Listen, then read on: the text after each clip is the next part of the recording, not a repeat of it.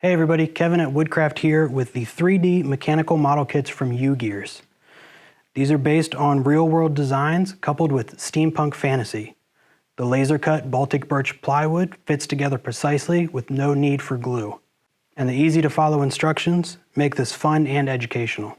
Every kit has some sort of mechanical component. They can take anywhere from 10 to 15 minutes to put together, up to about 15 hours for some of the more complicated ones.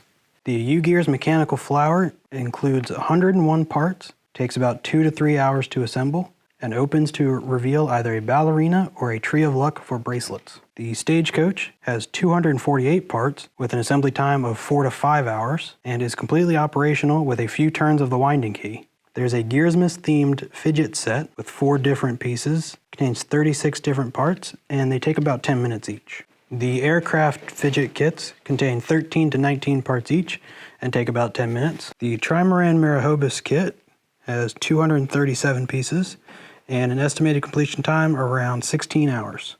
They have a wide selection of other kits available. If you want to pick up one of these for yourself, visit your local Woodcraft store or head online to woodcraft.com.